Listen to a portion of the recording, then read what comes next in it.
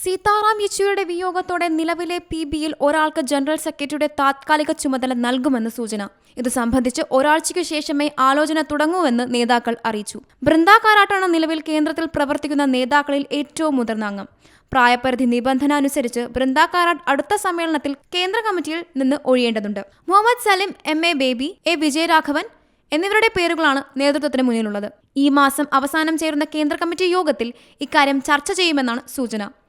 താത്കാലിക ചുമതലയാകും നൽകുക.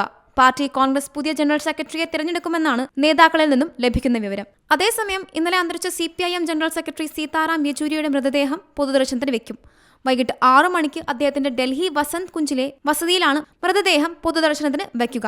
നാളെ രാവിലെ 11 മുതൽ വൈകിട്ട് 3 മണി വരെ പാർട്ടി ആസ്ഥാനമായ AKG ഭവനിൽ പൊതുദർശനത്തിന് വെക്കും. വൈകിട്ട് 5 മണിക്ക് AKG ഭവനിൽ നിന്നും വിലാപയാത്രയായി മൃതദേഹം ഡൽഹി എയിംസിന് കൈമാറും. ശ്വാസകോശ അണുബാധയെ തുടർന്ന് ചികിത്സയിലായിരുന്നു അദ്ദേഹം. കഴിഞ്ഞ ഓഗസ്റ്റ് 19-നാണ് അദ്ദേഹത്തെ ന്യൂമോണിയ ബാധയെ തുടർന്ന് ഡൽഹി എയിംസിൽ പ്രവേശിപ്പിച്ചത്. National desk, Zee Malayalam news. ഏറ്റവും പുതിയ വാർത്തകളും വിശേഷങ്ങളും വിരൽത്തുമ്പിലറിയാൻ സീ മലയാളം ന്യൂസ് എല്ലാ ഡിജിറ്റൽ പ്ലാറ്റ്ഫോമുകളിലും ലഭ്യം.